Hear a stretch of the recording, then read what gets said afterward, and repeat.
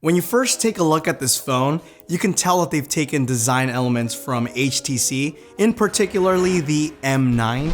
You also have a little bit of Samsung Galaxy S in here, a hint of LG, and even Apple's iPhone. Not necessarily a bad thing, but it's not unique like the first OnePlus One, which had that sandstone finish and just had an overall look to it that you wouldn't see on other phones. But again, I do like it. I feel that the overall fit and finish, for its price point, because it's not overly expensive and it's not cheap either.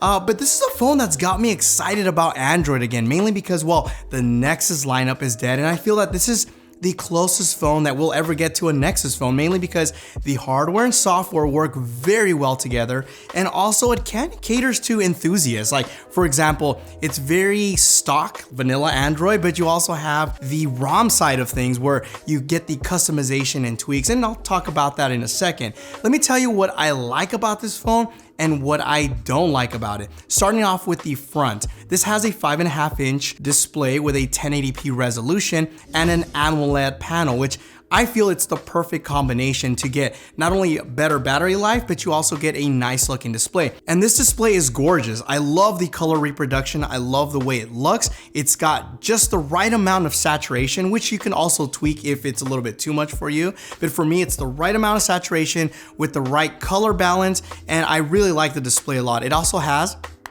Gorilla Glass 4, so you don't have to worry too much about scratches, so that's also a bonus. There's also other things that you can do with the phone that they've had, for example, a dark mode, so you can optimize it a little bit better for battery, because again, this is an AMOLED panel, so whenever you get those darks, which look freaking awesome, very inky, you can definitely preserve battery life, so I like that a lot about this phone. Towards the front, we also have a 16 megapixel front-facing camera, which is something you really don't see a lot on phones these days. Towards the bottom, we have a fingerprint reader, which is amongst the fastest.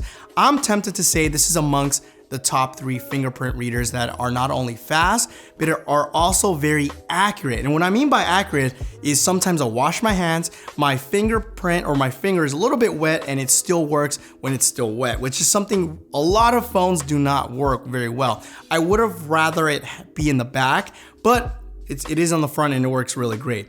On the bottom side, we have the speaker placement.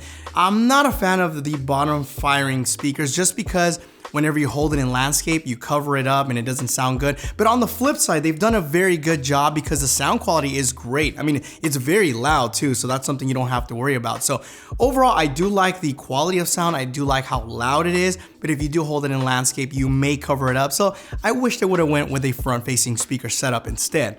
Now, there's also a USB Type-C port on the bottom with dash charging, which is sort of like a quick charge bit, like beyond that, very fast. I mean, I believe this is the fastest charging phone available in the world today, if I'm not mistaken. Very quick. So if you have a phone that you just need to get up and charge really quick, this is going to be the phone to get. There's also a 3.5mm headphone jack. I feel like I need to mention that because some phones take them away nowadays. And on the right side, we have the power button, which I do like the placement. And on the other side, we have the volume rocker keys, like the placement on the iPhone. Speaking of iPhone, this is similar to the iPhone where it has a do not disturb or a mute switch on top. I just feel that they should have taken that off because this is not an iPhone and this is an Android phone that is very smart. Do not disturb is something that Android has just done very well. And what I mean by that is you can just push the volume key all the way down and it goes into do not disturb. One thing I like about do not disturb is that you can set a schedule. I used to set mine to 11 o'clock at night. I have to manually do this with this phone. This phone is very clean looking, so adding this little bulk, again, for me, and I may just be nitpicking, but I'm not a fan of it, not a deal breaker though. Now, if we move towards the back, we have another 16 megapixel camera, which takes outstanding pictures.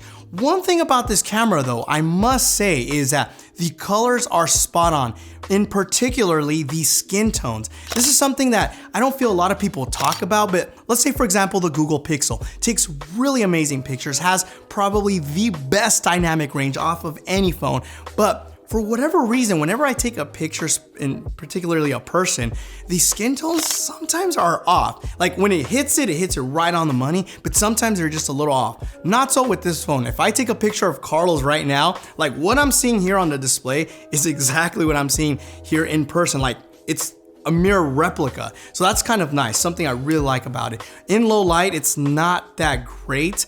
It's not terrible either, but it's not gonna be comparable to like a Google Pixel. But overall, the camera is rock solid, definitely an A+. You won't be disappointed. Battery life on this phone is totally next level. I do like it because I'm a very heavy user, especially when I'm on my Android phone. I use it a ton. And on a heavy day, whenever I unplug at 7 o'clock in the morning and I pretty much get ready to connect it at midnight, which is a whole entire day, heavy usage, I usually have about 20 to 25% battery life left. I can't say that a lot about mostly any other phone on Android, not even the Google Pixel whenever I use heavy. I mean, it will get me through the day, but not with that type of battery life. The other thing is if I use it very light to medium use, I can get through the whole entire day and more. Take a look at this screenshot. I got a whole day and 5 hours left over. Plus, I still have over 15% battery life, which probably would equate to a couple of more hours of use, which is really cool. So battery life is something that you won't be disappointed. In terms of specs, I mean, this is very similar to a Google Pixel for basically half the price. You're gonna get a fast processor. The overall speed of this phone is stupid fast. I mean, I think this is one of the best. I mean, between this phone and the Google Pixel, I mean, it's like neck to neck competition. 6 gigs of RAM. And this is where it gets really interesting, is the software experience. You know, what they've done here with this phone is they've catered to not only like a very stock Android feel, but as I said earlier, to enthusiasts. So you have things like gestures. One of my favorite ones, you know, like swiping up and being able to take a screenshot, being able to also have hardware and software buttons on the fly. So if I want capacitive buttons, I can switch it. If I want software keys, no problem. I'm able to do that with this phone. Just in general, this phone is just rock solid. The overall design, I like it. Like I said, it feels very comfortable. There's not a lot of accessories for this phone, so keep note of that. They do sell a couple of cases. Personally, for me, I prefer to add a skin like the one I have here. This is a D brand skin. I'll leave links down below if you guys want to customize your phone. And of course, they have other skins available for other phones. Definitely take a look at their website. They have a lot of great stuff. But overall, in general, right now that the Nexus line is gone, this is probably the phone to get, and personally for me, I like it more than the Google Pixel. So it's kind of like what I've said at the beginning of this video. This phone takes a lot of elements from other manufacturers, and I think that's what they've done. They've taken the best of every manufacturer and sort of compiled it into one package and made it pretty affordable to a lot of people. And now that Nexus is dead, this is the phone to get.